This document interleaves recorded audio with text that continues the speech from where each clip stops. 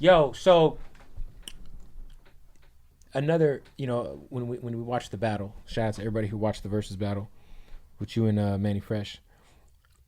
The Dr. Dre records, I think, are kind of like had to be like one of like the crowning moments of your career. Like talk about like obviously being a part of Chronic 2001, which was very, very interesting time in hip hop because I remember that album being teased for so long.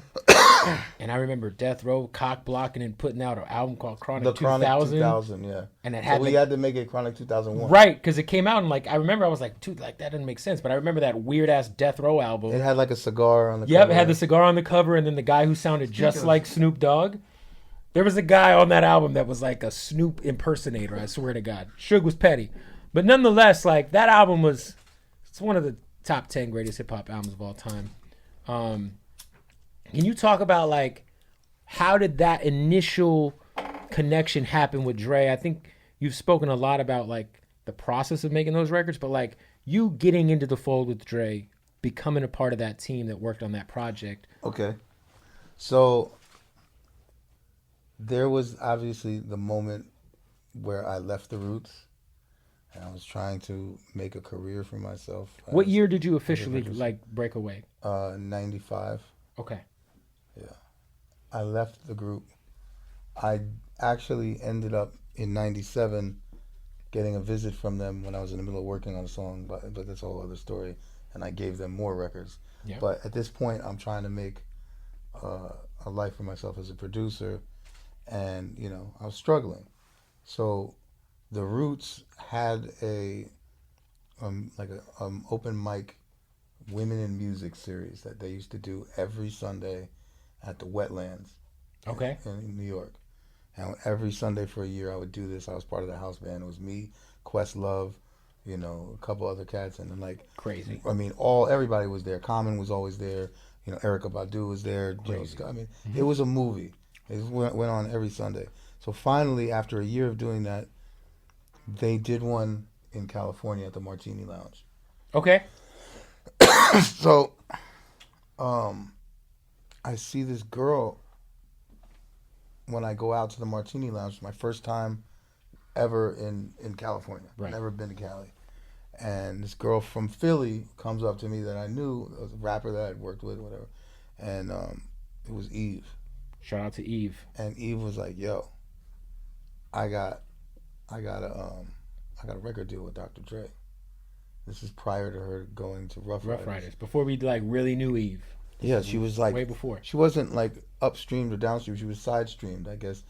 Dre was so busy with M, and he was busy. Yeah, Dre had that weird era where he put out that Aftermath album with the bomb on the cover, and it was like more like a compilation album. Yeah, this was era after that. Okay. So we've been there, done that. Yeah. Yeah. Yep, that record. Yep. Yeah. So I'm like out there, like I'm literally at this moment in my life probably 2 months behind in my rent and like struggling, whatever. And she's like, "Come meet Dr. Dre." Probably like 98, 99. It's probably 98. This is 99. Okay, 99. Beginning of 99. Or yeah, maybe it was 98. I think it was 98.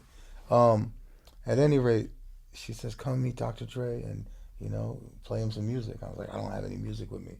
She's like, "Well, come play the piano for him." Because I didn't have any DAT tapes or CDs. And I sat in the lobby and waited for a few hours, and he's like, "All right, I hear you hot on them keys." So I played some shit. He was like, "Bet." He was like, "Don't go anywhere." Got a hotel room key and fucking stack of money, like everything. It's like, fuck with us. We were making this album, and he just liked the vibe of like this different like style, I guess, that he was used to hearing in California musicians that he would bring in, different keyboard players. Yeah. And there was something completely different and East Coast, but still like universal about it. And he was fucking with it. So he put me on the team, bro. It was an honor. I learned everything there. That's where I learned to really understand music production. And how long was that era of your career where you were in there learning? Like with Dre? Yeah, like how long did that last? Like 4 or 5 years of like. And so you're just soaking up like everything, like because he's so meticulous. I hear he's crazy about incredible sonic standards. Like you said, you hated hearing the Ja Rule song in the club because you could tell the difference of the bat. Like that's you probably got that from being around Jerry so long. For sure. It's insane to think like I feel like it's like still DRE, like low key, like the fact that you're a kid from Philly and kind of shaped like West Coast Sonics for like the next like 8 or 9 years. Because if you go and like listen to like Game's documentary, like I just feel like those keys are they're West Coast now. Like it's like, you know what I'm saying? Like there's records that you hear that are like we kind of, you know, I can't take credit for like Dre's production is. I'm obviously yeah. Like I brought to the table. I slowly like the Chronic 2000. I brought a certain. It was more. I mean, it was production, but it was like I even more like want to call it writing. Like we were writing these things and this and that, and you know he was. You know he definitely had a vision for what he was doing, but I brought a new sound that was different, like than the, you know, G-Funk. Exactly. Thing going on. It was more orchestral. It was like pianos and. You know, something totally new.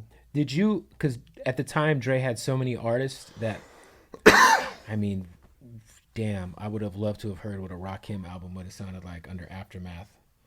We were around for some of that. Did you, I was going to ask you, did you work on the unreleased Rakim album? Yeah. How was that? How did that sound? I even had Rakim come meet me in Miami one time and work with me. Now is this like if I remember correctly, he doesn't fly. He had to like drive out there. Actually, is this like peak like Storch like Miami time? Yeah, but but I mean I worked with him with Dre, at like right in L.A. and then I worked with him later in Miami, randomly. There has to be like legend. Talk about like the Rakim music that you heard while he was under Aftermath because we never got to hear any of it. I mean, some of the shit was pretty dope. I can't front. It was pure unadulterated.